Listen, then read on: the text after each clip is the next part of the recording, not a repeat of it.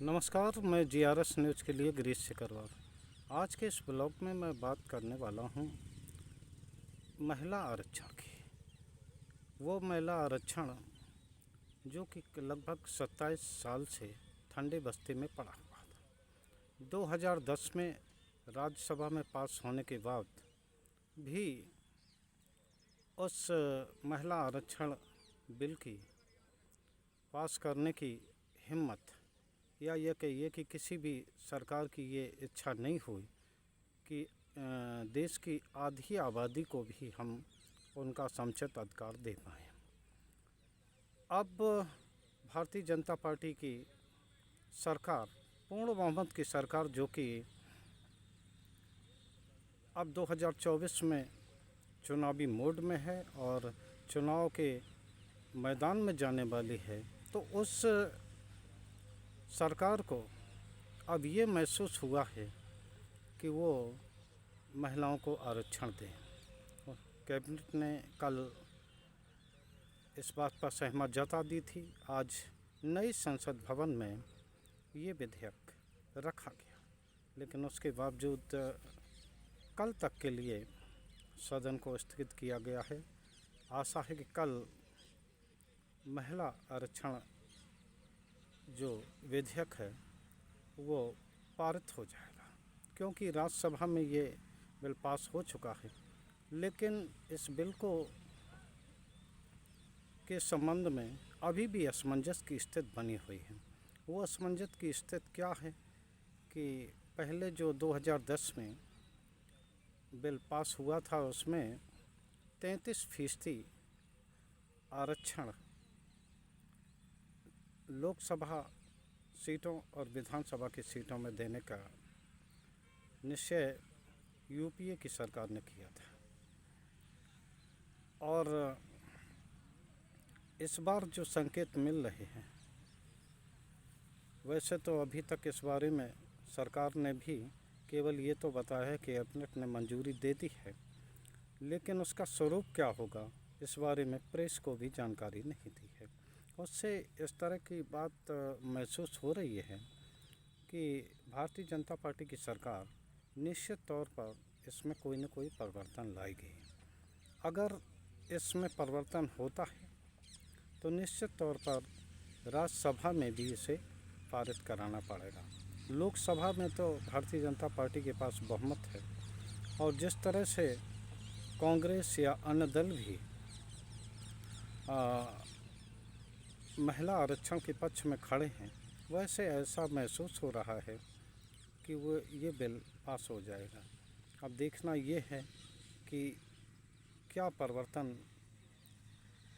Bharatiya Janata party की सरकार इसमें करती है। जैसे कि संकेत मिल रहे हैं कि इसको आरक्षण को बढ़ाया जा सकता है। अब क्या होगा, किस प्रकार वो आरक्षण देंगे, ये देखने वाली बात होगी। लेकिन चुनावी काल में मजबूरी के कारण पारित होने वाले इस विधेयक पर इसलिए भी निगाह रखनी होगी कि आखिर किस तरह से महिलाओं को वो दिया जाएगा। क्या उनकी सीटें रिजर्व होंगी मौजूदा काल के अनुसार, या उनकी सीटों की संख्या जैसे कि बताई जा रही है कि 180 सीटें उनकी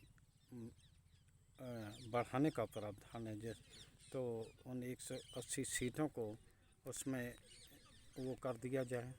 देखिए क्या होता है, इस बारे में बाद में ही पता लगेगा कि जब सरकार इस मामले में कोई बात करेगी। अब देखना ये है कि चुनावी काल में ये विधेयक पारित होता है, क्योंकि जिस तरह से संकेत मिल रहे हैं भारतीय जनता पार्टी में भी इससे ठीक ठाक नहीं है। जैसे कि प्रधानमंत्री की योजना रहती है कि वो केवल किसी को बताते नहीं। जैसे कि ये विशेष सत्र था, तो इसमें छुपाने लायक आखिर था क्या। 8 जो उन्होंने बिल बताए थे उसमें भी इसका नहीं था, और बार बार जिस तरह से बताया नहीं जा रहा था, उससे ये महसूस हो रहा है कि सरकार का उद्देश्य कुछ और है। आज 3 दिन कल तीसरा दिन होगा और 22 तक इस सत्र को चलना है। ये भी कहा जा रहा है क्योंकि राज्यसभा में चुनाव आयुक्तों की नियुक्ति को लेकर राज्यसभा में पारित हो चुका है, तो लोकसभा में आसानी से बिल पारित हो जाएगा। तो शायद अंतिम दिन भारतीय जनता पार्टी की सरकार चुनाव आयुक्तों के मामले में भी बिल अपना रखेगी। निश्चित तौर पर अब ये देखने वाली बात होगी कि इसमें क्या होगा, लेकिन जिस प्रकार सत्र को लेकर सरकार गोपनीयता बरतती है, निश्चित तौर पर ये खतरनाक स्थिति है देश के लोकतंत्र के साथ। और जिस तरह प्रधानमंत्री विपक्ष को टारगेट करते रहते हैं, विपक्ष का काम क्या होता है? विपक्ष का काम होता है सरकार की जो जन विरोधी नीतियों की मुखालफत करना। जब आप विपक्ष को भरोसे में नहीं ले रहे हैं, विपक्ष भी आखिर इसी लोकतंत्र का हिस्सा है। अगर विपक्ष आपसे ये जानना चाहता है कि आखिर आपका उद्देश्य क्या है विशेष सत्र बनाने का, तो आप उससे जानकारी नहीं देते।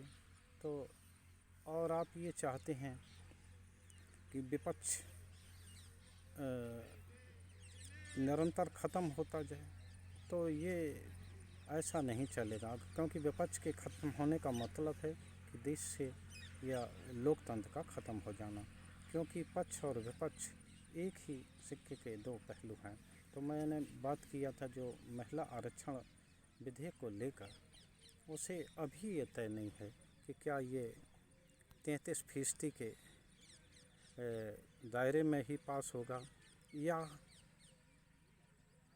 भाजपा सरकार जो कि खुद को एक अलग तरीके से काम करने का दावा करती है, तो वो किस तरह से इस बिल को लेकर आती है।